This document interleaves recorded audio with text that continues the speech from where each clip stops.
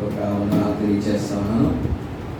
మరొక ఆదివారం నాడు ప్రభు దినమందు మనందరం కూడుకుని దేవుని స్తుతించడానికి దేవుడు నిర్ణయించినారు.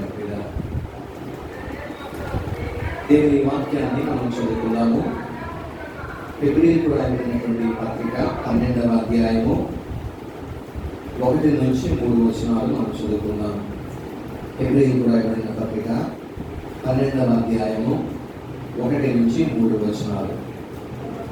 ఇంత గొప్ప సాక్షి సమూహము మేఘము వలె మనలను ఆవరించినందున మనము కూడా ప్రతి భారమును సులువుగా చిక్కులు పెట్టు పాపమును విడిచిపెట్టి విశ్వాసములకు కర్తయు దాన్ని కొనసాగించేవాడనైన యేసు వైపు చూచు మన ఎదుట ఉంచబడిన పందెపురంలో ఓపికతో పరిగెత్తును. ఆయన తన ఎదుట ఉంచబడిన ఆనందము కొరకే అవమానమును నిర్లక్ష్యపెట్టి సిలువను సహించి దేవుని సింహాసనం యొక్క కుడి పార్శ్వమున ఆసీనుడై ఉన్నాడు. మీరు అలసట పడగయు మీ ప్రాణము విసుకి ఉండినట్లు పాపాత్ములు తనకు వ్యతిరేకంగా చేసిన తిరస్కారమతి ఓర్చుకుని ఆయనను తలంచుకోండి. చదవబడిన వాక్యవాక్కు దేవుడు మన ఇంట్లో దీవించి ఆశీర్వదించారు. పిల్లల ఈ 12వ అధ్యాయము అంటే 11, 12 ఆ డివిజన్ అనేటువంటిది సరిగ్గా జరగలేదని కొంతమంది కామెంటేటర్స్ చెప్తూ ఉంటారు. ఎందుకంటే 11 యొక్క కంటిన్యూషన్ ఇంకా 12లో మనం చూస్తాం. ఆ విశ్వాస వీరుల జాబితా అంతా కూడా ఇచ్చిన తర్వాత ఆ సారాంశము ఈ 11, 12వ అధ్యాయం మొదటి వచనంలో మొదటి 2 వచనాల్లో మనం చూడగలుగుతాం. కాబట్టి కొంతమంది ఈ విధంగా అనుకుంటారు, ఈ 2 వచనాలు కూడా 11 ఆఖరిలో కలిపి ఉంటే బాగుండేది అని తలస్తారు పిల్లలు. ఏది ఏమైనా 12వ అధ్యాయము మొదటి వచనాలు మనం చూసినప్పుడు ఎంత గొప్ప సాక్షి సమూహము మేఘము వలె మనల్ని ఆవరించినందున. ఈ 12వ అధ్యాయం అంతా కూడా ఏంటంటే విశ్వాసమునకు మనకు చాలా మోటివేషన్ దొరికింది. విశ్వాసం సంబంధమైన వీరుల జాబితాను దేవుడు మన ముందు ఉంచిన తర్వాత మీరు చేయవలసిన పని ఏంటి అనేటువంటిది అక్కడ ప్రస్తుతం రాయబడినటువంటి యూదులకు, ఇప్పుడు చదువుతున్నటువంటి మనకు కూడా మరి ఒక కర్తవ్యాన్ని దేవుడు ఇచ్చాడు. ఏంటంటే వీరందరినీ చూసిన తర్వాత వీరందరి యొక్క సమూహము మనల్ని ఆవరించి ఉన్నది. ఈ విశ్వాసుల అందరి యొక్క సమూహము మనల్ని ఆవరించి ఉన్నది. నీళ్ళలో దీన్ని క్లౌడ్ అనేటువంటి మాట ఉపయోగించారు. క్లౌడ్ అంటే ఏదో మామూలు మేఘం అని కాదు, కానీ అంటే కొన్ని ఐఫోన్లో క్లౌడ్ స్టోరేజ్ అని అంటారు. దాని అర్థం ఏంటంటే మన యొక్క ఫొటోస్ కానీ, వీడియోస్ కానీ, డాక్యుమెంట్స్ కానీ ఇవన్నిటినీ ఒక చోట భద్రపరిచేటువంటి ఆ సమూహము, డాక్యుమెంట్స్ యొక్క సమూహము, ఫైల్స్ యొక్క సమూహంని క్లౌడ్ అనేటువంటి మాట వాడతారు పిల్లలు. కాబట్టి ఇక్కడ మనం ఈ క్లౌడ్ అనే మాట అర్థం చేసుకోవడానికి మేఘం అంటే ఏదో మామూలు మబ్బు వేసి మన మేఘం ఆవరిస్తుంది అనే అని కాదు. విశ్వాస వీరుల యొక్క సమూహము అనేటువంటి రీతిని మనం అర్థం చేసుకోవాలి. ఆ విశ్వాస వీరుల సమూహము మనల్ని ఆవరించినది. కాబట్టి మనం చేయవలసినటువంటి ఆ బాధ్యత ఏమైందంటే పందెంలో మనము ఓపికతో పరిగెట్టవలసినటువంటి ఆవశ్యకత మనకి ఎంతైనా ఉంది. ఆ వీరులను చూసినప్పుడు మనకు ఇన్స్పిరేషన్ కలగాలి, మోటివేట్ మనం పొందిన వారమై విశ్వాసంలో ఇంకనూ మరి అది శ్రమలన్నింటినీ కూడా మనం ఓర్చుకుని ముందుకు సాగవలసినటువంటి వారమై మన పిల్లలు. గొప్ప సాక్షి సమూహము మన ఎదుట దేవుడు ఇచ్చాడు 11వ అధ్యాయం అంతే కూడా. కాబట్టి వారి జీవితాలను మనం చూసినప్పుడు శ్రమలో మనం ఏ విధంగా మరి మెలగాలి, శ్రమలో ఏ విధంగా మనం సహించాలి అనేటువంటి విధానము మనకు అర్థమవుతుంది. వారి జీవన విధానము శ్రమల్లో ఉన్న మనకు విశ్వాసానికి ఒక నమూనాగా వారు ఉంచి ఉన్నారు. కాబట్టి హానోకును చూసిన, తర్వాత హేబేలు చూసిన, నోవాహును చూసిన, అబ్రహాం చూసిన, ఇస్సాకు, యాకోబు, మరి తర్వాత దావీదు, వీరందరినీ చూసినప్పుడు మనకు అర్థం అవ్వాల్సింది ఏంటంటే వారు ఏ విధంగా విశ్వాసమునందు ముందుకు సాగిపోయారో, శ్రమలు వచ్చినప్పటికీ శ్రమలను సహిస్తూ వారు ముందుకు ఏ విధంగా పరిగెత్తి ఉన్నారో వాటిని మనం జ్ఞాపకం చేసుకున్న వారమై మనము కూడా శ్రమను సహించుకుని ముందుకు సాగవలసినటువంటి వారమైన కాబట్టి ఈ అధ్యాయంలో మరి విశ్వాసకి శ్రమలు మరి ఏ విధంగా మనకి ప్రయోజనం అవుతాయి అనేటువంటిది మనం చూస్తా ఉన్నాం. విశ్వాసం ఒక నమూనాగా ఉంటుంది. ఈ యొక్క విశ్వాస వీరుల యొక్క జాబితా ఇదంతా కూడా ఒక నమూనాగా మనం తీసుకుని ముందుకు సాగవలసిన వారమై ఉన్నాం. ఈ పరుగు పందెంలో మరి ఒక స్వారూప్యత అనేటువంటిది మనం చూస్తా ఉన్నాం. ఈ ఒక మెటాఫోర్ని ఉపయోగించాడు. ఏంటంటే రన్నింగ్ రేస్ని ఉపయోగించి దానిని మన ఆధ్యాత్మిక పయనానికి భక్తుడు గ్రంథకర్త ముడిపెట్టినట్లుగా మనం చూస్తూ ఉన్నాం. ఏ విధంగా అయితే పరుగు పందెంలో పరిగెట్టేటువంటి ఒక వ్యక్తి మరి ఉన్నటువంటి అడ్డంకులన్నింటినీ, అవరోధాలన్నింటినీ తొలగించుకుని ఏ విధంగా గురియంతో పరిగెట్టి బహుమానం పొందాలని ఏ విధంగా అతడు పరిగెడుతున్నాడో మనం కూడా మన ఆధ్యాత్మిక పరుగు పందెంలో ముందుకు కొనసాగిపోవాలి. అడ్డులు ఆటంకాలన్నింటినీ జయించుకుని బహుమానము పొందాలి అన్నట్లుగా మనము పరిగెత్తవలసిన వారమై ఉన్నామని మరి ఈ నమూనాలో మనం చూడగలుగుతాం పిల్లలు.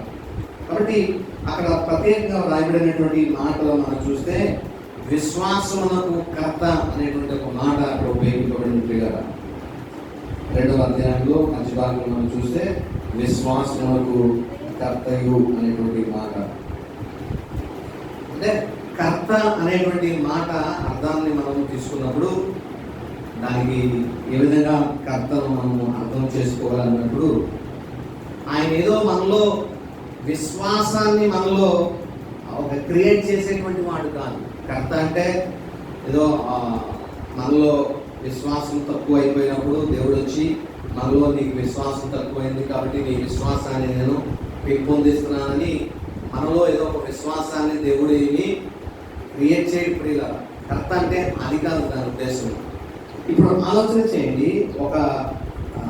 ఏమంటారు, ఒక వ్యక్తి మునిగిపోతున్నటువంటి ఒక వ్యక్తిని తీసుకున్నప్పుడు ఆ వ్యక్తి ప్రాణాన్ని సంరక్షించుకోవడానికి మునిగిపోతున్నటువంటి అతను మరి తను తాను కాపాడుకోవడానికి ఏం చేస్తాడంటే ముందు తనకు వచ్చినటువంటి ప్రయత్నాలు చేస్తాడు, ఏ విధంగా బయటపడాలని. ఇంకా అతని వల్ల కాలేనప్పుడు, అతని వల్ల సాధ్యపడలేనప్పుడు ఏం చేస్తాడంటే తనకు సహాయపడేటువంటి వ్యక్తులు ఎవరన్నా ఉన్నారేమో అని ఇటు అటు చూసి కేకలు వేస్తాడు, సహాయం చేయండి, హెల్ప్ అని, సహాయం రక్షించండి అని కేకలు వేస్తాడు.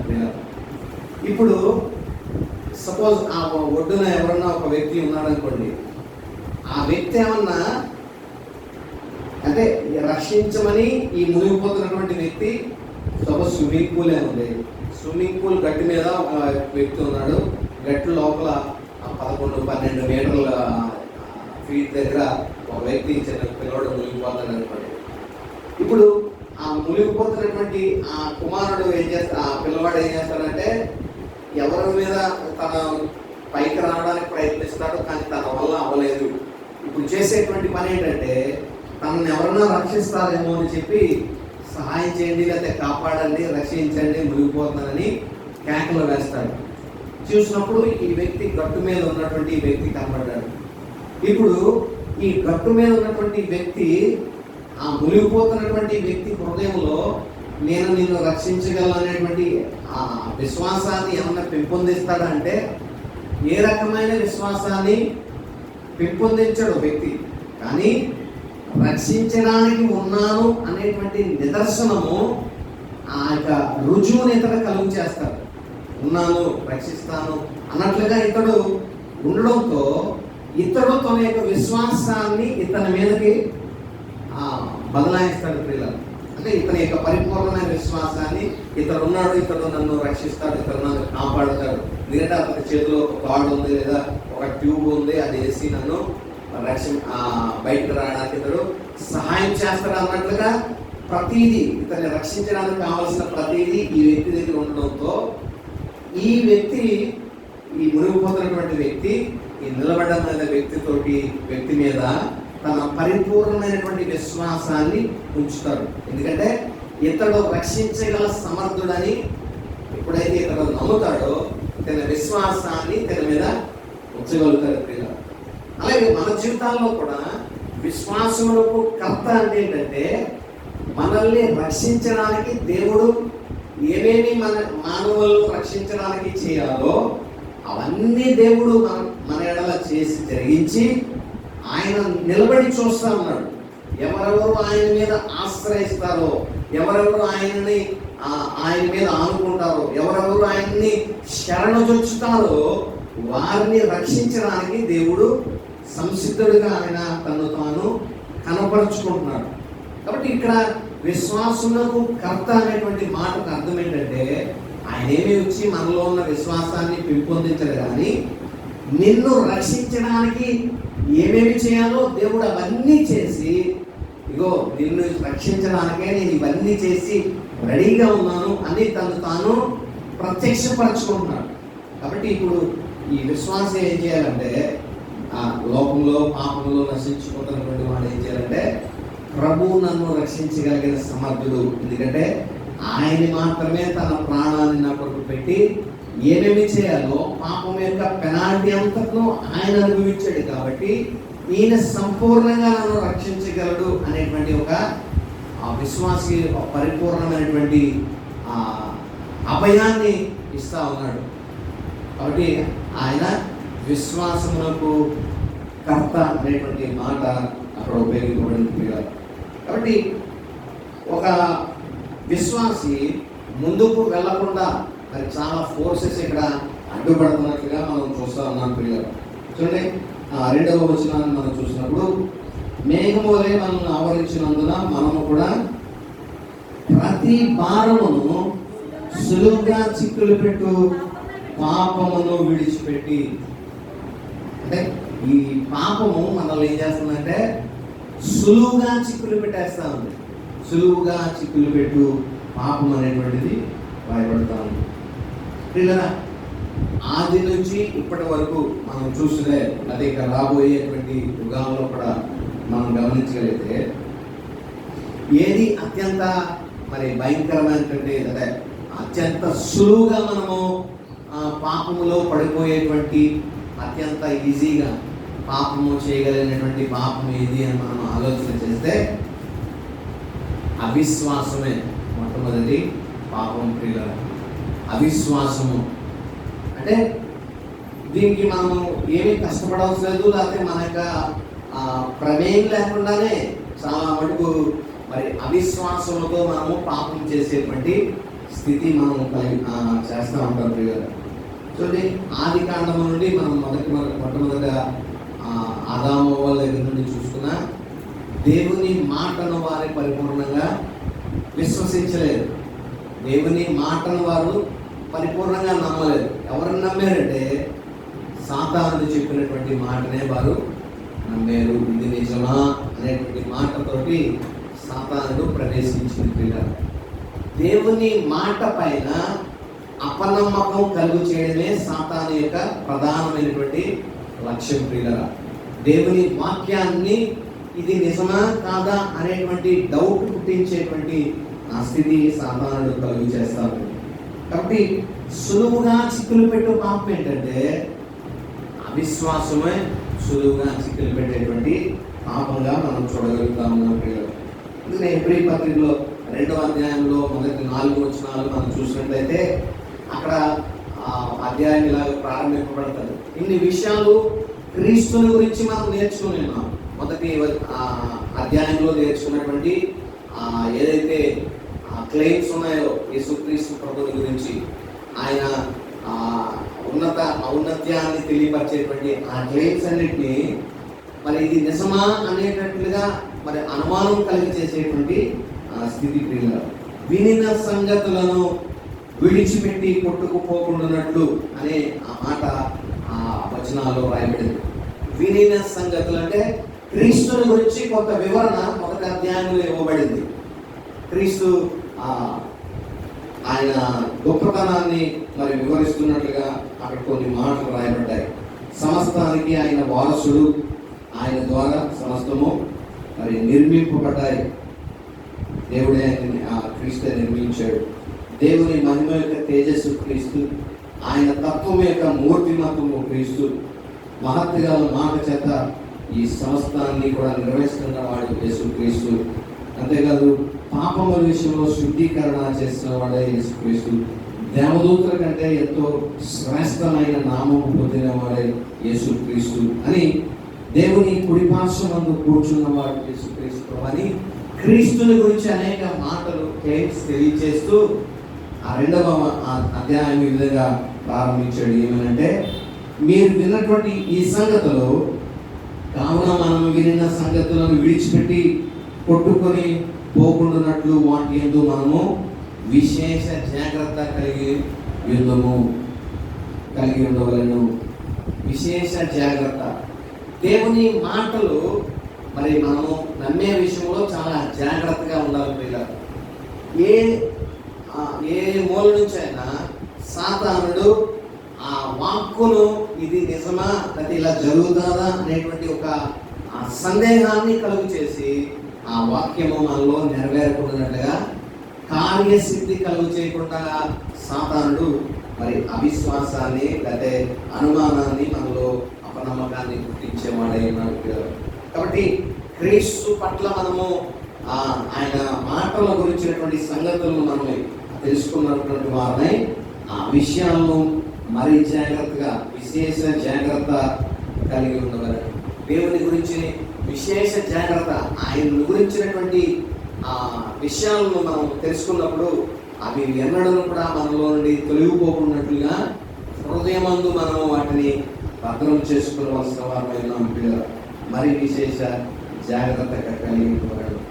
కాబట్టి ఆ సులువుగా చిక్కులు పెట్టేటువంటి పాపమైనటువంటి అవిశ్వాసాన్ని మనము మరి తీసివేసుకోవాల్సిన వారైన పిల్లలు. అంతేకాదు 3వ అధ్యాయము 6వ వచనంలో కూడా మనం చూసినట్లయితే, అయితే క్రీస్తు కుమారుడైయుండి ఆయన ఇంటి మీద నమ్మకంగా ఉన్నాడు, ధైర్యమును నిరీక్షణ వలని ఉత్సాహమును తుదమట్టుకు స్థిరంగా చేపట్టిన ఎడల మనమే ఆయన ఇల్లు.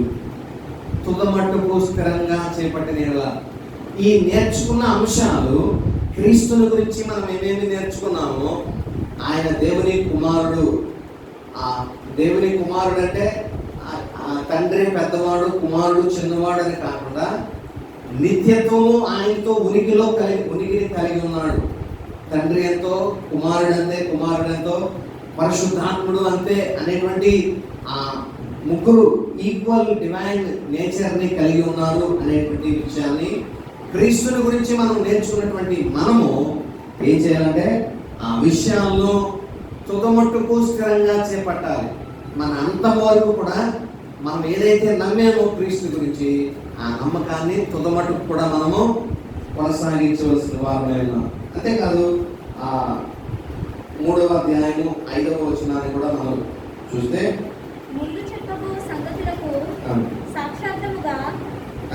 ఈ 6వ అధ్యాయం చదువు. 6వ అధ్యాయం 5వ వచనము,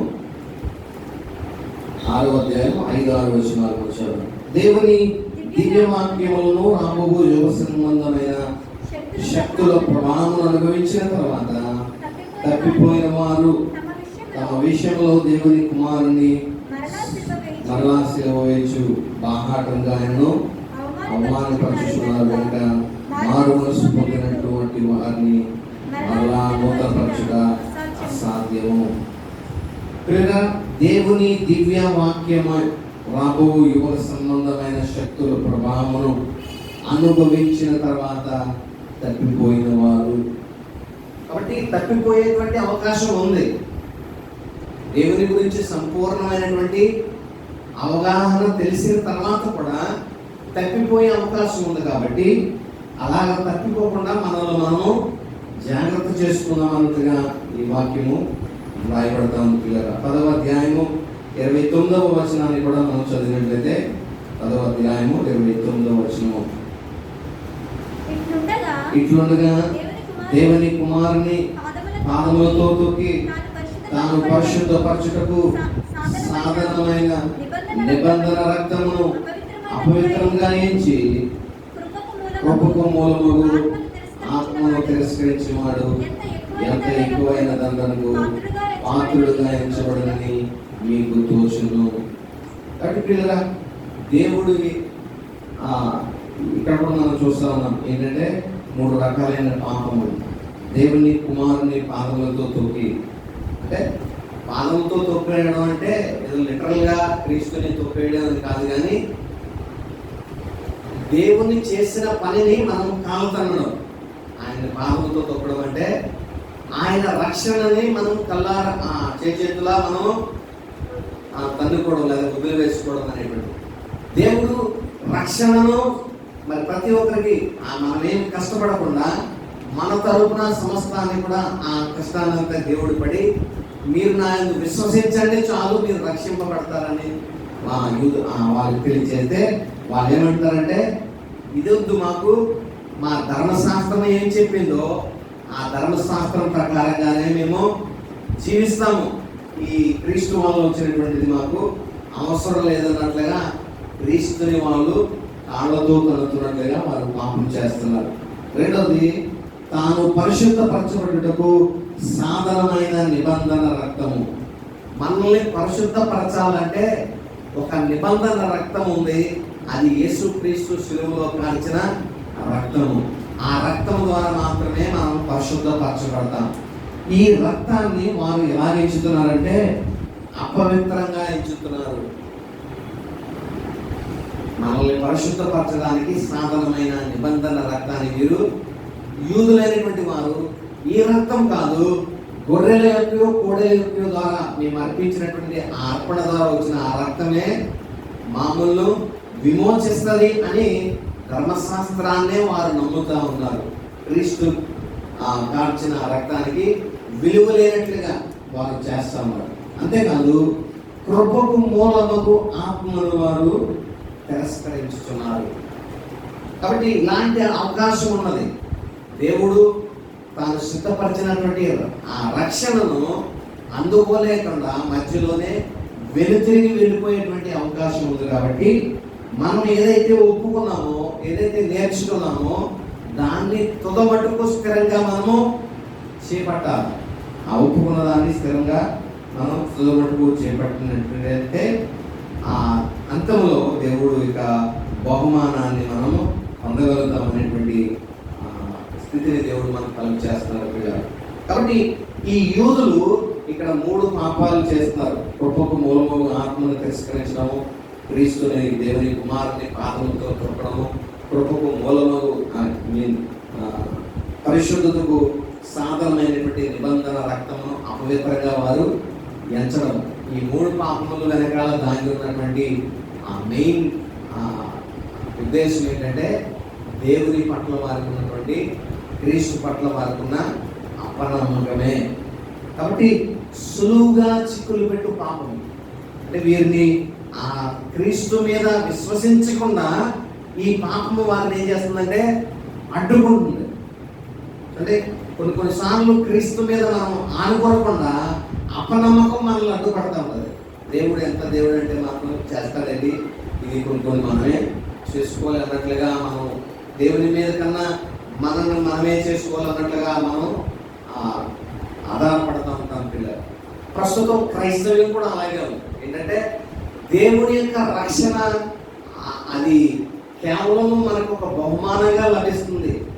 అందుకని మనం చూస్తాం, ఇది దేవుని వలన కలిగింది, ఇది మీ వలన కలిగింది కాదు, ఇది దేవుని వరమే అనేటువంటి మాట రాయబడింది రక్షణ గురించి మాట్లాడు. కాబట్టి ఇప్పుడు మరి మన వాక్యాలు మనం వింటున్నప్పుడల్లా నువ్వు పరిశుద్ధంగా జీవిస్తేనే అది, పరిశుద్ధంగా నీవు నడుచుకుంటే అది, యథార్థంగా నువ్వు అనుసరించి నడుచుకుంటే, లేకపోతే భయభక్తులు కలిగి ఉంటే నీకు ఇది అన్నట్లుగా మన బోధనలన్నీ కూడా మనల్ని ఓరియంటెడ్గా చేయబడ్డాయి. అంటే నేను పరిశుద్ధంగా జీవించి, నేను యథార్థంగా జీవించి, నేను ఆ దేవునికి అనుకూలంగా జీవిస్తేనే అప్పుడు నేను రక్షింపబడతానా? అందుకని పిల్లలు మనల్ని, మన మీద ఏ రకమైనటువంటి ఆధారం లేదు రక్షణకి, మన భక్తి మీద. ఇది జాగ్రత్తగా గమనించాలి. దేవుడు మనకి రక్షణ ఎలా ఇస్తున్నాడంటే మనల్ని మీద బేస్ అయ్యి రక్షణ లేదు.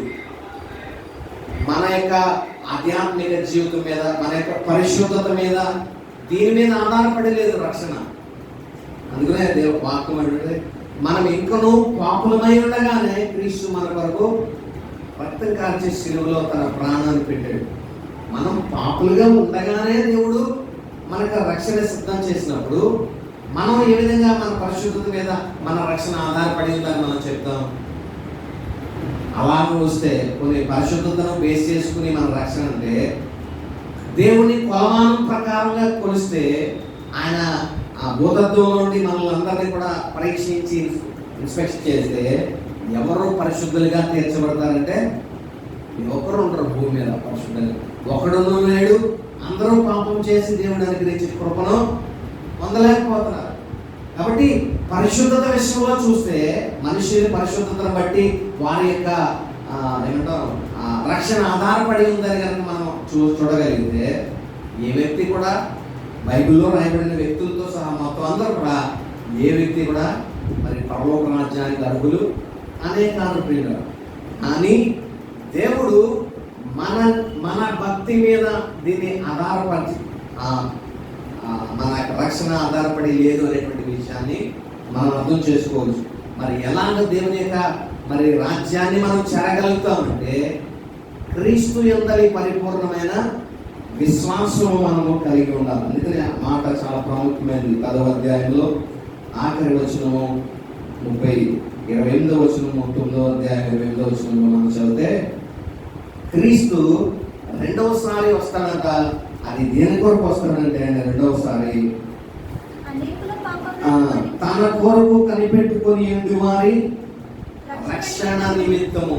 దేవుడు ఎందుకు వస్తున్నాడంటే ఎవరెవరైతే ఆయన కొరకు కనిపెట్టుకుని ఉంటారో వారి రక్షణ నిమిత్తము రెండవసారి, పాపం లేకుండా రెండవసారి ఆయన ప్రత్యక్షమవుతాడు. కాబట్టి పిల్లల ఆయన కొరకు కనిపెట్టుకుని ఉండాలి. ఆయన కొరకు ఆ విశ్వాసంతో మనం ఎదురు చూస్తూ ఉండాలి. అందుకనే విశ్వాసం ఇక్కడ ప్రాముఖ్యమైనది. అంతము వరకు ఆయన కొరకు మనం కలిగి ఉన్న దాన్ని, క్రీస్తుని గురించి కలిగి ఉన్నటువంటి ఆ సత్యాలను మనం అంతవరకు మరి గట్టిగా పట్టుకునేటువంటి వారుగా ఉండాలి. చూడండి, పరుగులో పరిగెట్టేటువంటి వ్యక్తికి తన గురి అంతా కూడా దేని మీద ఉంటుందంటే ఆ ఫినిష్ లైన్ మీద తన గురి నిలుపుతాడు పిల్లలు.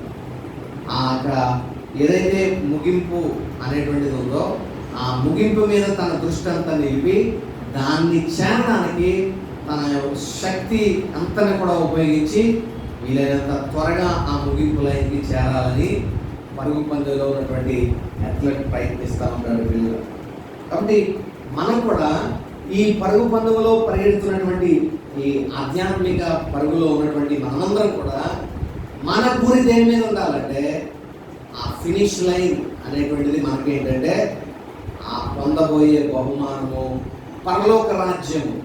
అందుకనే ఆ 11వ అధ్యాయంలో విశ్వాస వీరులందరూ కూడా వారి గురి ఎక్కడుండేదంటే వారు భూమి మీద నివసిస్తున్నప్పటికీ కూడా యాత్రికులుగాను పరదేశులుగాను జీవించారు. ఎందుకంటే మేము మా ప్లేస్ పర్మనెంట్ ఇది కాదు, మా పర్మనెంట్ ప్లేసు పరలోక రాజ్యము, మేము అక్కడే వారము, అక్కడికి మేము చేరుకోవాలి ఎప్పుడైనా అని వారి ధ్యాస అంతా కూడా భూమి మీద వారు ఉన్నప్పటికీ గుడారాల్లో నివసిస్తూ ఉన్నారు. ఎందుకంటే మాకు నిర్మాణకుడు సిపిఐ దేవుడు కట్టినటువంటి ఒక భవనం ఉంది, దాన్ని మేము సంపాదించుకుంటాం అని ఆ పట్టణాన్ని సంపాదించుకోవడం కొరకు దూరం నుండి దాన్ని చూసి ఆలింగనం చేసుకున్నట్లుగా వాక్యములో మనం చూస్తా ఉన్నాం పిల్లలు.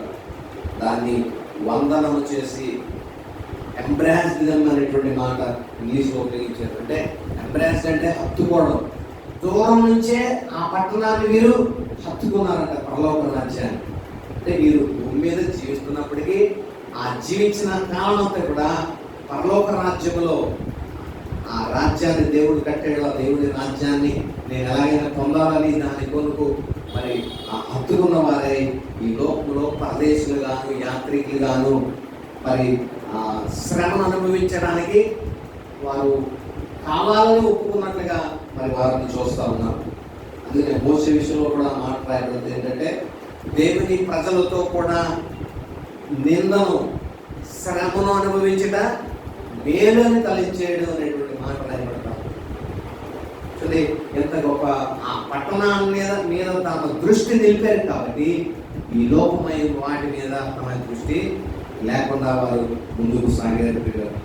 కాబట్టి మన మైండ్ అంతా కూడా దేని మీద మనం ఫిక్స్ చేసుకోవాలంటే ఆ గురి ఏదైతే ఉందో, ఫినిష్ లైన్ ఏదైతే ఉందో దానిపైన మన గురి అంతా కూడా, మన మైండ్ అంతా కూడా లక్ష్యం చేయబడిన వారుగా మనం ఉండాలి. దీన్నే ఫిక్సేషన్ ఆఫ్ మైండ్.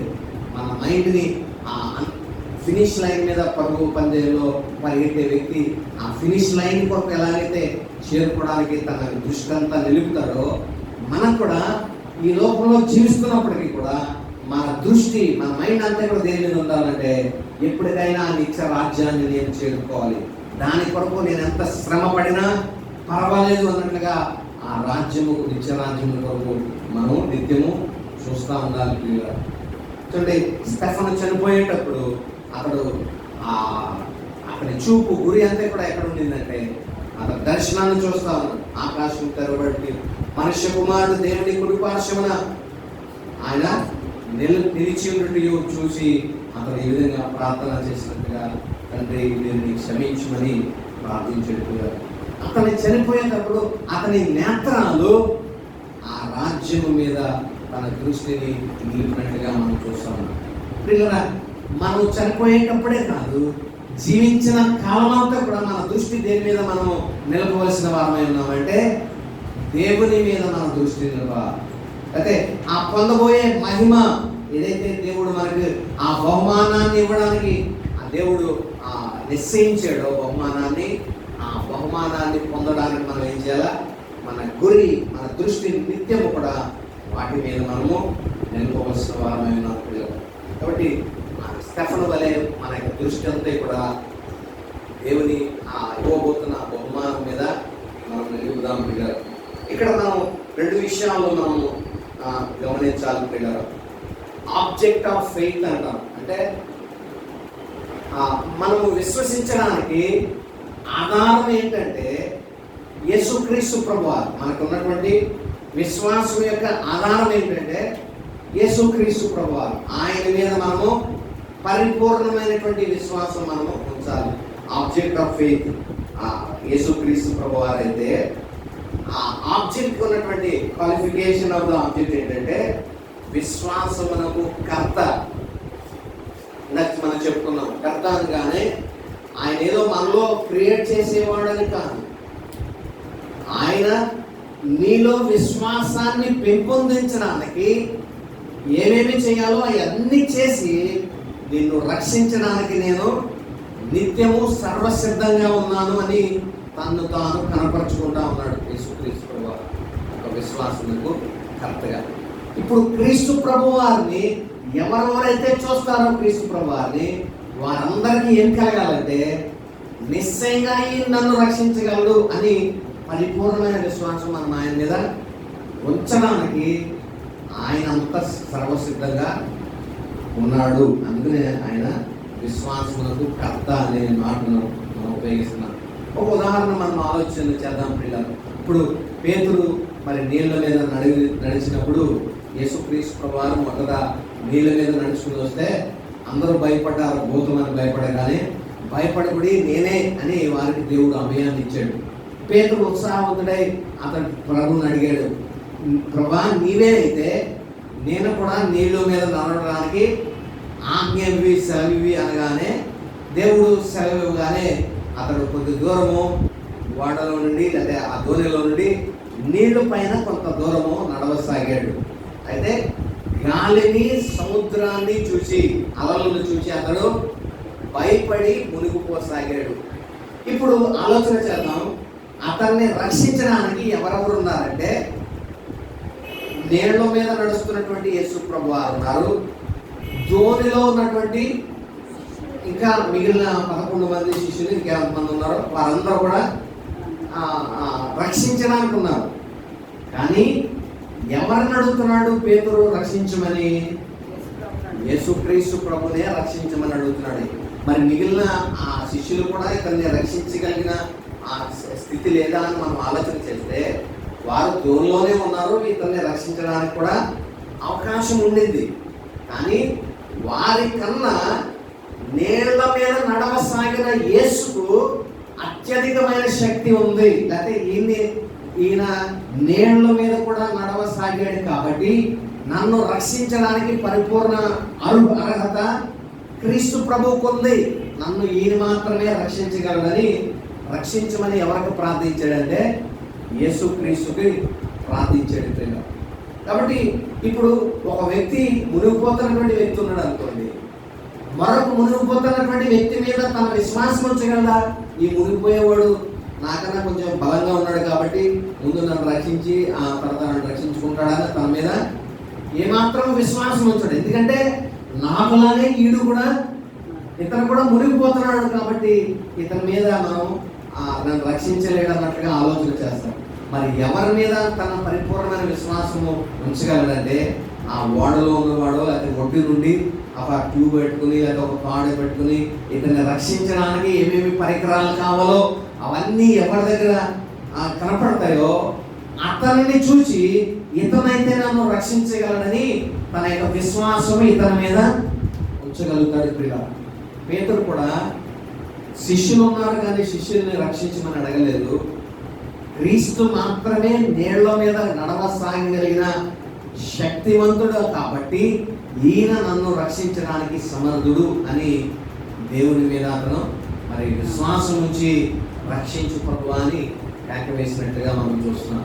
కాబట్టి కర్త ఇక్కడ అన్న మాటకు అర్థం ఏంటంటే నిన్ను రక్షించడానికి ఏమేమి చేయాలో దేవుడు అవన్నీ చేసి ఆ నీళ్ల మీద ఎలాగైతే ఆయన నిలబడ్డాడో పేతురు యొక్క ఆ వృత్తాంతంలో మన ముందు కూడా నిన్ను రక్షించడానికి ఏమేమి చేయాలో క్రీస్తు శిలువ మీద నీ పాపములన్నింటి విషయమై ఆయన ఆ శిక్షణ పెనాల్టీ అంతటిని కూడా దేవుడు నీ మీద తన మీద భరించి నీ మీద ఉండాల్సిన శిక్షణ అంతా తీసివేసి తన మీద వేసుకుని నీవు పొందలేనటువంటి మహిమను, నీవు పొందలేనటువంటి పరిశుద్ధతను, నీతిని నీకు ఆపాదించడానికి ఆయన శక్తివంతుడైన వ్యక్తిగా నీ ముందు కనపరుచుకున్నాడు. కాబట్టి ఇప్పుడు మనం ఏం చేస్తామంటే మన పరిపూర్ణమైన విశ్వాసం ఉంచడానికి ఒక గ్రేట్ సోర్స్ అని మన విశ్వాసమే ఇది నేను ఉంచుతాం.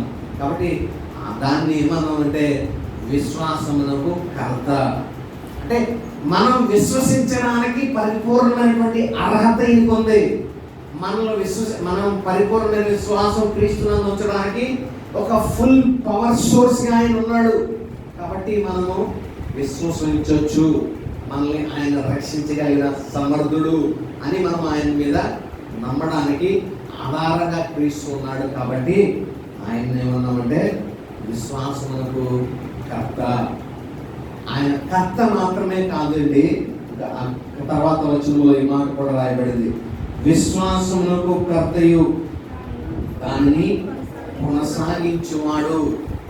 నీ జీవితంలో ఎన్నెన్ని సార్లు నువ్వు కష్టాలు పడినా అన్నన్ని సార్లు దేవుడు నీకు ఎలాగా నీ ముందు నిలబడుతున్నాడంటే ప్రతి సమస్యలో నుండి కూడా నిన్ను విడుదల చేయగలిగిన శక్తిమంతుడు అన్నట్లుగా తను తాను కనపరుచుకుంటున్నాడు. ముందెప్పుడో నాకు ఉండేదండి విశ్వాసం, ప్రభు చేస్తాడని, ఈ మధ్యకాలంలో లేదంటే దాని అర్థం ఏంటి? అలా ఉంటాడా ప్రభువు? ముందు ఎప్పుడో చేసి తర్వాత నువ్వు మారడానికి ఒక గొప్ప కార్యం చేసి తర్వాత నువ్వు మారిన తర్వాత నిన్ను వదిలేసి ఆయన వెళ్ళిపోయేటువంటి వాడు కాదు పిల్లరా. ఆయన కర్త. నిన్ను విశ్వసించడానికి ఆయన ప్రతీదీ కూడా నిన్ను రక్షించగలగడానికి ప్రతీదీ చేసిన వ్యక్తి. దాన్ని కొనసాగిస్తాడు. నీ విశ్వాసాన్ని ప్రభువే కొనసాగిస్తాడు. ఎందుకంటే ఎప్పుడెప్పుడు నీవు ఆయన మీద విశ్వసించినా, ఎప్పుడెప్పుడు నీవు ఆయన మీద ఆధారపడినా, ఎప్పుడు కూడా నేను మరి ఆ నమ్మకాన్ని అపనమ్మకంగా మరి చేయకుండా దేవుడు నీ విశ్వసించిన ప్రతిసారి ఆయన చేయగలిగిన శక్తిమంతుడిగా నీ ముందు తాను ప్రతినిత్యము కనపరుచుకుంటున్నాడు. కాబట్టి ఆయన ఏమంటాం కొనసాగించేటువంటి వాడు. కాబట్టి వీళ్ళ ఇంగ్లీష్ బైబిల్లో దీన్ని ఈ విధంగా వాడారంటే author and finisher of our faith అన్నారు.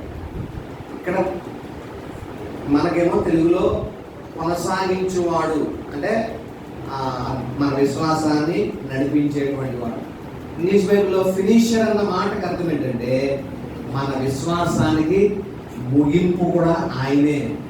ముగింపు అంటే ఇక క్రీస్తు మనం అల్టిమేట్ ఏది ఉంది మనకి క్రైస్తవుడిగా అంటే అల్టిమేట్ గోల్ ఏంటంటే నిత్య రాజ్యము పొందాలి. ఇప్పుడు ఆ గురి యొద్దకు పరిగెట్టడం అన్నా అదే నిత్య రాజ్యమే ఎలాగైనా సరే చేరుకోవాలి. 11లో ఉన్నటువంటి విశ్వాస వీరుల యొక్క ఆ గురి అంతా కూడా దేని మీద అంటే దేనికి ఆ పట్టణాన్ని దేనికి దేవుడు నిర్మాణకుడు శిల్పి అయి ఉన్నాడో ఆ మహిమగల పట్టణానికి చేరాలని వారందరూ గురి దాని మీద వెళ్ళిపోయి యాత్రికులుగాను పరదేశులుగాను గుడారాల్లో నివసిస్తూ శ్రమ పడ్డానికి కూడా ఒప్పుకున్నారు. కాబట్టి వారందరి యొక్క ప్రైమ్ ఎయిమ్ ఏంటంటే మొట్టమొదటి ఆ గురి అయినటువంటి పరలోక రాజ్యమును చేరడానికి పిల్లలు. కాబట్టి ముగింపు ఆయనే అంటే దాని అర్థం ఏంటంటే నన్ను పరలోక రాజ్యానికి చేర్చేది కూడా ఆయనే అనేటువంటి అర్థాన్ని ఇస్తాను. కాబట్టి నేను క్రీస్తునందు విశ్వసించడానికి క్రీస్తు ఏమేం చేయాలో అది క్రీస్తు చేసి తాను ప్రత్యక్షపరచుకున్నాడు. అంతేకాదు నేను అంతం వరకు నా విశ్వాసాన్ని నేను కొనసాగిస్తూ నేను క్రీస్తులో కనుక క్రీస్తు కొరకు నేను ఎదురు చూస్తే 9:28 రాయబడిన పట్లు ఎవరెవరైతే ఆయన కొరకు కనిపెట్టుకొని ఉంటారో వారి రక్షణ కొరకు ఆయన రెండోసారి వస్తున్నాడు. కాబట్టి ఆయన వచ్చినప్పుడు ఏం చేస్తాడంటే నా కొరకు ఎవరెవరు కనిపెట్టుకొని ఉన్నారు, నా కొరకు ఎవరెవరు విశ్వాసంతో కనిపెడుతున్నారు అని ఆ విశ్వాస వీరులందరూ కూడా దేవుడు తనతో పాటు కొనిపోయేటువంటి వాడై ఉన్నాడు. కాబట్టి ఆ విధంగా దేవుడు మన యొక్క విశ్వాసంలో ఒక ఫినిషర్గా ఉంటున్నాడు. కాబట్టి ఈ మూడు మనం చూస్తే is author of our faith. ఆయన మన విశ్వాసం కర్త, ఆ విశ్వాసాన్ని కొనసాగించువాడు. అంతేకాదు విశ్వాసాన్ని కూడా ముగించేటువంటి వాడు కూడా యేసుక్రీస్తు ప్రభువే పిల్లలు.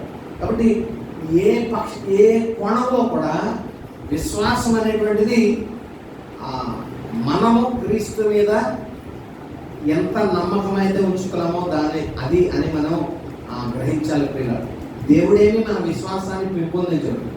మనం మనల్ని రక్షించడానికి దేవుడు ఏమేమి చేయాలో అవన్నీ చేసి నిన్ను రక్షించడానికి నిత్య నరకంలో నుండి నిత్య రాజ్యంలోకి నిన్ను తీసుకుని వెళ్ళడానికి నీ కొరకు నేను అన్నీ చేశాను అని తాను అలా ప్రత్యక్షపరచుకున్నాడు. దేవుడిని చూసినప్పుడు నీకు ఏం కలగాలంటే అవును నా కొరకే కదా ఇవన్నీ చేశాడు అని పరిపూర్ణమైన విశ్వాసం ఆయన మీద ఉంచితే దేవుడు నిన్ను దేని కొరకైతే నీ విశ్వసించావో ఈ నిత్య నరకంలో నుండి నిత్య రాజ్యంలోనికి దేవుడు నిన్ను తీసుకువెళ్ళాలి ఉంటా ఉన్నాడు పిల్లలు. కాబట్టి విశ్వాసాన్ని పెంపొందించు, విశ్వాసాన్ని అభివృద్ధి పరచు అని మనం ప్రార్థన చేయకూడదు. ఎందుకంటే క్రీస్తు అవన్నీ చేశాడు నీ కొరకు. కాబట్టి మనం ఏం చేయాలంటే ఆయన్ని ఎంత మరి మనల్ని ఎంతలాగా రక్షించడానికి ఏమేమి చేశాడో అవన్నీ చూసినప్పుడు నా కొరకు దేవుడు ఎంత చేశాడు కాబట్టి ఈ నిత్య నరకంలో నుండి నన్ను నిత్య రాజ్యంలోనికి చేర్చగలిగిన వ్యక్తి ఈయనే అని పేతురు ఎలాగైతే మునిగిపోతున్నప్పుడు ఈయన మాత్రమే నన్ను రక్షించగలడని యేసు నన్ను రక్షించమని అతను విశ్వసించి కేక వేశాడు. మనం కూడా క్రీస్తుని చూసినప్పుడు ఈయన మాత్రమే నన్ను రక్షించగలడు అనేటువంటిది మనకు అర్థం అవ్వాలి పిల్లలు. అప్పుడు పరిపూర్ణమైన విశ్వాసము క్రీస్తునందు మనము ఉంచగలుగుతాం పిల్లలు. కాబట్టి ఆ ఆబ్జెక్ట్ ఆఫ్ ఫెయిత్ క్రీస్తు ప్రభు వారైతే దాని లక్షణం ఏంటంటే, ఆబ్జెక్ట్ యొక్క లక్షణము విశ్వాసమునకు కర్తగా ఆయన మన కొరకు ఉన్నాడు పిల్లలు. కాబట్టి మన విశ్వాసాన్ని సాధ్యం చేసే వ్యక్తికి ప్రాధాన్యం మనం ఇవ్వడం లాంటిది ఈ విషయం. కాబట్టి ఆ విధంగా క్రీస్తునందు పరిపూర్ణమైన విశ్వాసాన్ని మనము ఉంచాలని ప్రభు పేట మనవి చేస్తా ఉన్నాం. పిల్లలు, ఒక విషయాన్ని మనము ఆలోచన చేద్దాం. ఇప్పుడు ఒక మునిగిపోతున్నటువంటి వ్యక్తి ఒడ్డున ఒక వ్యక్తి ఉన్నాడు. ఈ ఒడ్డున ఉన్నటువంటి వ్యక్తి ఇతని హృదయంలో ఏమన్నా కలుగు చేయగలరా? అంటే ఇతని హృదయంలో విశ్వాసాన్ని ఏమన్నా పెంపొందించగలరా అంటే పెంపొందించలేడు ఏ రకంగా కూడా. కానీ ఈ వ్యక్తిని చూసినప్పుడు ఈ మునిగిపోతున్నటువంటి వ్యక్తికి కలగాలి. ఏం కలగాలంటే, ఇతను ఒడ్డులో ఉన్నాడు కాబట్టి ఇతని దగ్గర ఏదో ఒక ట్యూబ్ ఉంది, లేకపోతే ఒక తాడు ఉంది, లేకపోతే ఒక డోర్ లాంటిది ఏదో ఉంది, అది వేసుకొని వచ్చి నన్ను రక్షిస్తాడు అనేటువంటి ఇతని మీద ఆ విశ్వాసాన్ని ఇతను ఏం చేస్తాడంటే, ఇతని దగ్గర ఉన్న ఏమేమి ఉన్నాయో వాటన్నిటినీ చూసి ఇతనికి హృదయంలో ఇది కలుగుతుంది. ఇతని దగ్గర అబ్బాయి ట్యూబ్ ఉంది, లేకపోతే తాడు ఉంది, లేకపోతే ఇంకోటి ఉంది, దోన్ ఉంది, ఇంకోటి ఉంది, ఇవన్నీ వేసి నన్ను ఎలాగైనా ఇతడు రక్షించగలిగిన సమర్థుడని ఇతని హృదయంలో ఏం కలుగుతుందంటే నమ్మిక లేకపోతే విశ్వాసము కలుగుతుంది. ఇతనేమి కలుగు చేయడు ఇతనిలో, నేను రక్షించడానికి ఇగో ముందు ఎంతమందిని రక్షించాను, నేను కూడా రక్షించా, ఇతనేం చెప్పడు, క్రియేట్ చేయడు ఇతనిలో. అని ఇతను చేసిన సమస్తాన్ని లేదా ఇతని దగ్గర ఉన్నదానంతటినీ చూసి ఇతని హృదయంలో ఒక నమ్మిక కలుగుతుంది. ఆ నమ్మికతోటి ఇతని దగ్గరికి ఆశతో చూస్తాడు, అయితే ఒక కేక వేస్తాడు, మునిగిపోతున్నాను రక్షించండి. అప్పుడు ఇతను ఏదో స్పందించి అతన్ని రక్షించడం జరుగుతుంది. కాబట్టి పిల్లలు, మన జీవితాల్లో కూడా క్రీస్తు ప్రభు వారు అలాగే నుంచుని ఉన్నారు. ఆయన దగ్గర మనం రక్షించడానికి ఏమేమి కావాలో అవన్నీ పట్టుకుని నుంచున్నారు. ఆయనేమి మనలో ఏం పెంపొందించడు, కానీ ఆయన దగ్గర ఉన్న వాటన్నిటినీ చూసినప్పుడు మనలో అది కలగాలి. ఈయన సిలువలో మన కొరకు ప్రాణం పెట్టినవాడు, మరణాన్ని కూడా జయించి లెగిచిన వాడు, అంతటి సమర్థుడు ఈయన. కాబట్టి ఈయన నన్ను ఖచ్చితంగా విశ్వసించడానికి ఒక కర్త, ఒక సోర్సు అని మనము ఆయన మీద నమ్మకం ఉంచడం జరుగుతూ ఉంది పిల్లలు. కాబట్టి ఏ పోషణ కూడా ఈ వ్యక్తి ఇతను మునిగిపోతున్నటువంటి వ్యక్తికి అతని హృదయంలో ఏమీ కలుగు చేయడు, ఒక ఆబ్జెక్ట్ ఆఫ్ ఫెయిత్ని ఏమీ సృష్టించలేడు. ఇతనే అతన్ని చూసినప్పుడు ఇతనికి ఇన్స్టెంట్గా కలిగేది ఏంటంటే, మునిగిపోతున్నటువంటి వ్యక్తికి ఇన్స్టెంట్గా కలిగేది ఏంటంటే నమ్మకం, ఇతను రక్షిస్తాడేమో అనే ఒక నమ్మకం. కాబట్టి మనకు కూడా క్రీస్తు ప్రభువుని చూసినప్పుడు ఇన్స్టింక్టివ్గా మన హృదయంలో ఏం కలగాలంటే, ఈయన ఖచ్చితంగా నన్ను రక్షించగలిగిన సమర్థుడు అని ఆ నమ్మకము, విశ్వాసము క్రీస్తునందు మనకి కలగాలి పిల్లలు. కాబట్టి విశ్వాసమునకు కర్త ఆయనే, కొనసాగించేవాడు ఆయనే, ముగింపు కూడా ఆయనే ఉన్నాడు పిల్లలు. కాబట్టి ఈయన ఏం చేస్తా ఉన్నాడంట, పర్ఫెక్టర్ ఆఫ్ అవర్ ఫెయిత్ అయిపోయిన తర్వాత ముందుకు చూసినట్లయితే శ్రమలలో ఒక ప్రేరణ మనకి ఇస్తా ఉన్నాడు క్రీస్తు ప్రభువు. ఎలాగా ఆయన ఎలాగో సహించాడో మనకు అలాగా ఆయన ఒక నమూనా ఇస్తా ఉన్నాడు పిల్లలు. చూడండి, ఇక్కడ తెలుగు వచనాల్లో మనం చూసినట్లయితే, మన ఎదుట ఉంచబడిన పందెపరంలో ఓపికతో పరిగెత్తుదాము, ఆయన తన ఎదుట ఉంచబడిన ఆనందము కొరకై అవమానమును నిర్లక్ష్యపెట్టి సిలువను సహించి దేవుని సింహాసనం యొక్క కుడి పార్శ్వమందు ఆసీనుడై ఉన్నాడు. ఈ 3 మార్కులు మనం గమనిద్దాం.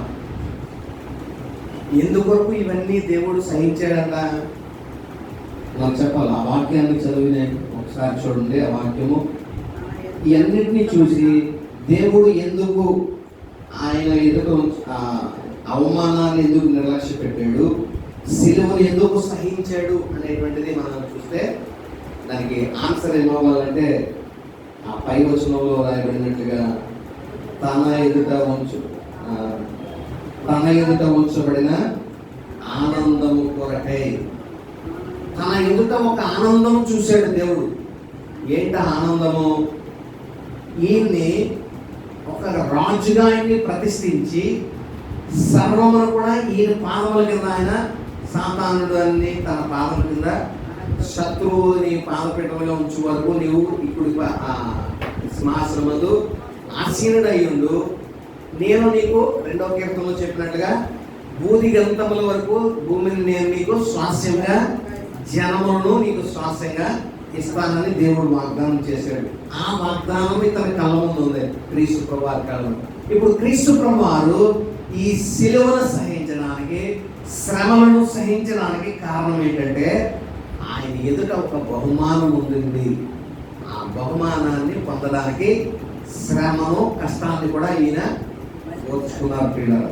ఇప్పుడు మనకి కూడా ఒక బహుమానం ఉండింది. ఏంటంటే అంతం వరకు మీరు మీ విశ్వాసాన్ని కాపాడుకుని నా కొరకు మీరు విశ్వాసంతో ఎదురు చూస్తే నేను మిమ్మల్ని రక్షిస్తాను, ఈ నిత్య నరకంలోని నిత్య రాజ్యానికి మిమ్మల్ని చేరుస్తాను అనేటువంటిది మనకి దేవుడిచ్చే బహుమానం. ఇప్పుడు ఈ బహుమానం పొందాలంటే నువ్వు నేనేం చేయాలా? క్రీస్తు ఎలాగైతే బహుమానం కొరకు పొందలైనటువంటి ఏదైతే నిజమైన ఆనందము తన ఎదుట ఉంచబడిందో ఆ ఆనందాన్ని పొందడానికి కొరకు అవమానాన్ని నిర్లక్ష్యపరిచారు, సిలువను సహించారు.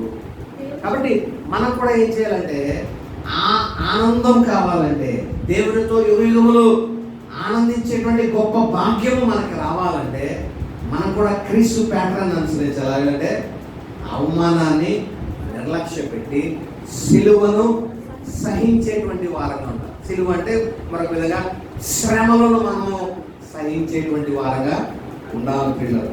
కాబట్టి ఈ రీతిగా మనము దేవుని రాజ్యాన్ని పొందడానికి, బహుమానాన్ని పొందడానికి, ఇప్పుడు చిన్నపిల్లలకి మనం ఏం చేస్తామంటే మరి ఇలాగా చెప్తూ ఉంటాం, ఏమని, నువ్వు కనుక 10th క్లాస్లో పలానా ఫస్ట్ ర్యాంక్ కనుక వస్తే నీకు ఇది కొంటాను అన్నాను అనుకోండి. అప్పుడు అది పొందడానికి మనం ఏం చేస్తాం, పిల్లలు అయిన వారు ఎలా అయినా నాకు అది చాలా ఇష్టం కాబట్టి అది పొందడం కొరకు ఇతడు కష్టాన్ని పడడానికి కూడా ఇష్టపడతాడు. ఎందుకంటే అతని ముందు ఒక మంచి అదే ట్యాబ్ ఇస్తా అన్నారు, లేదా స్కూటర్ ఇస్తా అన్నారు, లేదా బైక్ ఇస్తా అన్నారు, ఇలాంటిది ఏదో ఉంటుంది. కాబట్టి దాన్ని పొందడం కొరకు శ్రమ పడడానికి కూడా ఇతడు, ఈ విద్యార్థి ఒప్పుకొని కష్టపడి మంచి మార్కులతో పాస్ అవ్వడానికి చాలా ప్రయాసపడతారు, కష్టపడతారు. ఎందుకంటే బహుమానము తన ఎదుట ఉంచబడింది, ఆ బహుమానం పొందడం కొరకు ఇంత కష్టం కూడా పడతా ఉంటాడు. కాబట్టి మనకి కూడా బహుమానము దేవుడు సిద్ధంగా చేసి పెట్టాడు. ఇదిగో నా తండ్రి ఇంట అనేక నివాసములు కలవు, లేని ఎడలని నీతో చెప్పుదును అని ఉన్నాయి, సిద్ధం చేసి పెట్టాడు.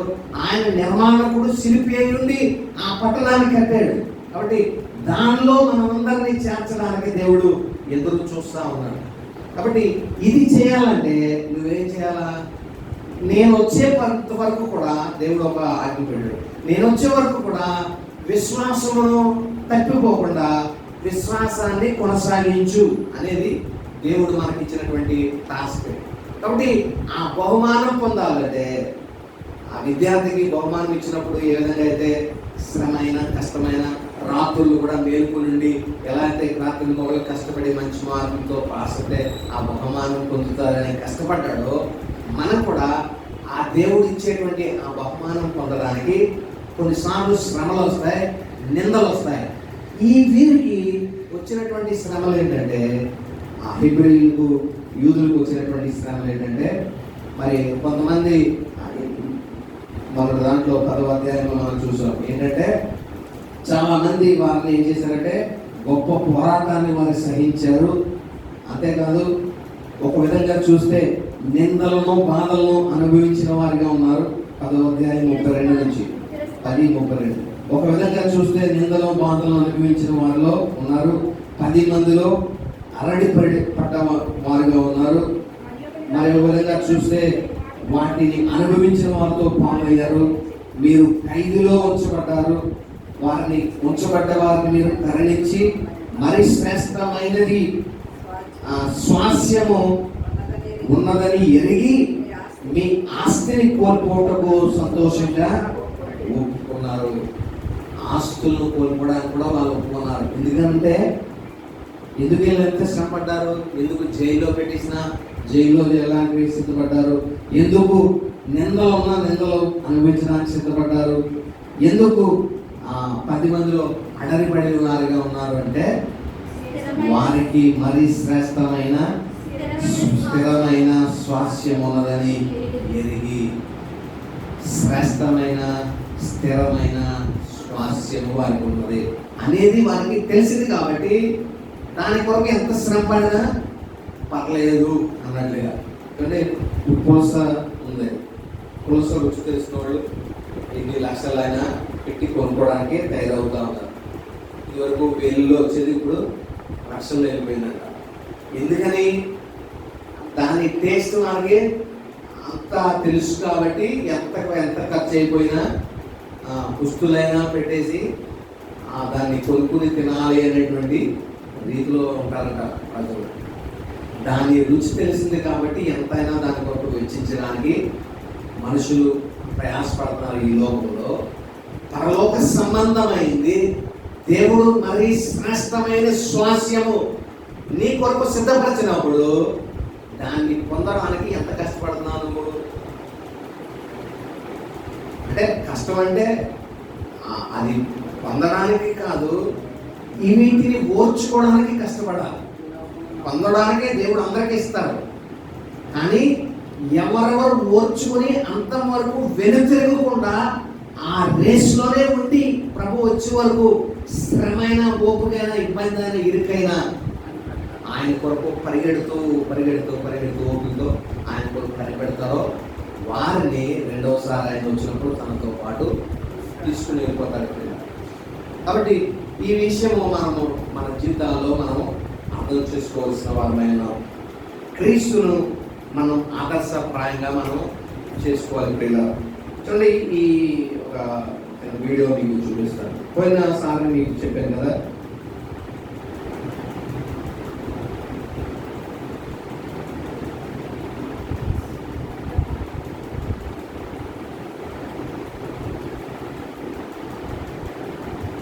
ఒలింపిక్స్లో ఇతను మరి పరుగు పండుగలో ఒక ఇన్స్పిరేషనల్ రన్ ఒకటి ఇతను చేస్తున్నాడు. అతడు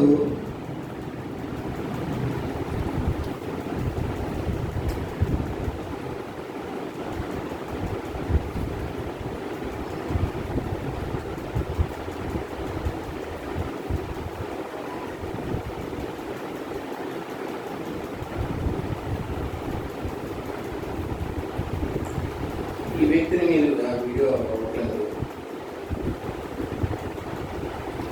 ఇతను ఇంకా వీడియోని మీరు బహుశా కొన్నిసార్లు చూస్తుంటారు వాట్సాప్లో. అతను పరిగెడతా మరి అతనికి కాలు మరి అతనికి ఇబ్బందికర పరిస్థితులు ఉన్నప్పుడు, పరిగెత్తలేని స్థితిలో ఉన్నప్పుడు కుంటుకుంటూ అతడు వెళ్ళడానికి ప్రయత్నించినప్పుడు అతని పక్కనే ఉన్నటువంటి స్టాండ్లో ఉన్నటువంటి వాళ్ళ నాన్నగారు వచ్చి అతని భుజం పట్టుకొని అతని చెయ్యి భుజం మీద వేసుకుని వారి ఇరువురు కలిసి ఆ ఫినిష్ లైన్ దగ్గరికి పరిగెట్టుకుని వెళ్ళారు. కాబట్టి అంటే అతని యొక్క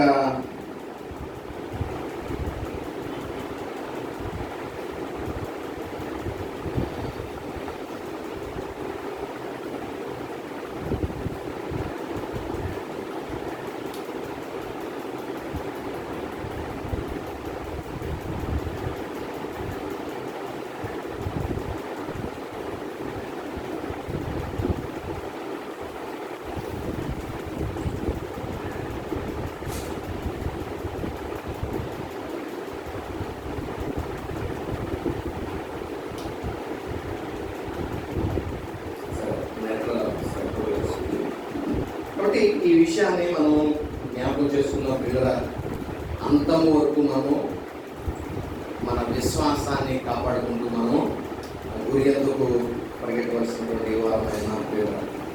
కాబట్టి దేవుని మన ఎదుట ఉంచబడినటువంటి 12 రంగులో ఓపికతో పరిగెడదాం. క్రీస్తుని ఆదర్శప్రాయంగా మనం తీసుకున్నాం. ఎందుకంటే క్రీస్తు ఎలాగైతే ఆయన పొందబోయేటువంటి ఆ బహుమానము తన ఎదుట ఉంచబడిన ఆనందం కొరకు సిలువ అవమానమును నిర్లక్ష్య పెట్టి సిలువను సహించి ఆ బహుమానాన్ని పొందడో, మరి మనం కూడా ఈ విధమైనటువంటి పరుగు పందెంలో దేవుని మనం పరిగెట్టాల్సినటువంటి పరుగు పందెంలో దేవుడు మన ఎదుట ఉంచినటువంటి గిఫ్ట్ ఏదైతే ఉందో, ఈ పరుగు పందెం ముగిస్తే నేను నీకు బహుమానం ఇస్తానని దేవుడు మనకు ఆ పరలోక రాజ్యాన్ని ముందు పెట్టాడు. ఆ పరలోక రాజ్యం పొందడానికి శ్రమలను మనం తట్టుకోవాలి. కష్టాలు, ఇరుకులు, ఇబ్బందులు, అంటే ఇవన్నీ ఎందుకు వస్తాయంటే మనల్ని విశ్వాసం నుండి తప్పించేయడానికి ఇవన్నీ కలుగుతూ ఉంటాయి. అవన్నీ విశ్వాసం నుండి తప్పించడానికి ఎన్ని ప్రయత్నాలు ఏమైనా సరే, అందుకే భక్తుడు చెప్తాడు కదా, ఉన్నవైనను రాబోవునైనను, అధికారులైనను, ఎత్తైనను, లోతైనను, రాజులైనను, ప్రధానులైనను, మరి ఏదైనాను కూడా క్రీస్తు ప్రేమలో నుండి నన్ను ఏది కూడా ఎడబాప నేరదని రూఢిగా నమ్ముచున్నాను. కాబట్టి క్రీస్తు ప్రేమ నుండి మనల్ని ఏది కూడా మరి ఎడబాప నేరదు ప్రియుల. కాబట్టి ఈ విషయాన్ని మరి గమనిద్దాం. మరి గురి యొద్దకే మనము పరిగెత్తేటువంటి వారుగా ఉండడానికి మరి పరిశుద్ధాత్మ దేవుడు మనకి మన కృపా సహాయము అనుగ్రహించుగా. ఈ వీడియో ఒకసారి గమనించండి.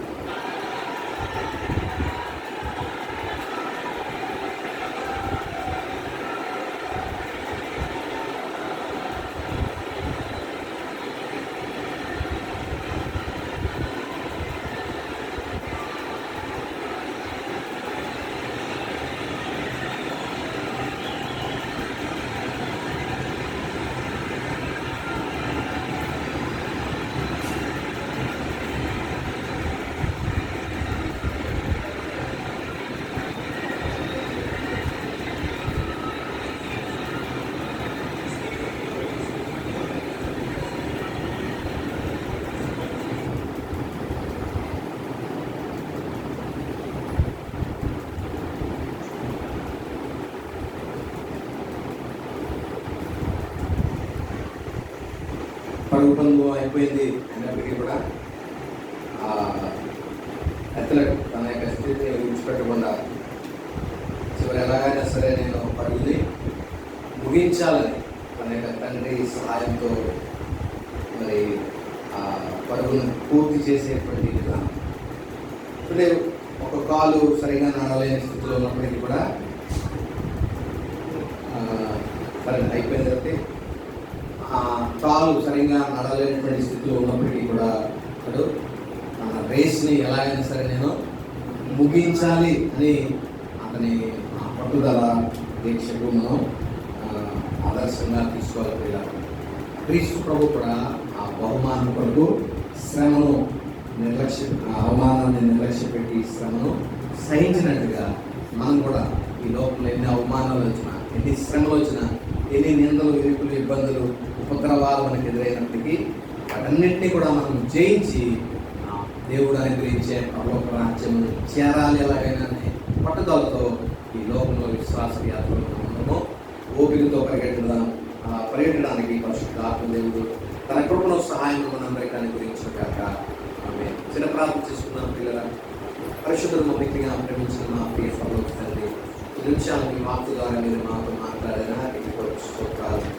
నేను నిజమే, మీరు ఎలాగైతే మీ ఎదుట ఉంచబడినటువంటి ఆనందం కొరకు అవమానమును నిర్లక్ష్య పెట్టి సిలువను మీరు సహించారు, మేమును మా ఎదుట ఉంచబడినటువంటి ఆ బహుమానమైన పరలోక రాజ్యాన్ని పొందడం కొరకు ఈ లోకంలో ఎన్ని శ్రమలు, కష్టాలు, ఇరుకులు, ఇబ్బందులు, ఉపద్రవాలు ఎదురొచ్చినప్పటికీ వాటన్నింటినీ మేము తాళ్ళుకున్న వారమై గురి ఎందుకే మా యొక్క పయనము కొనసాగడానికి కృప చూపించారు.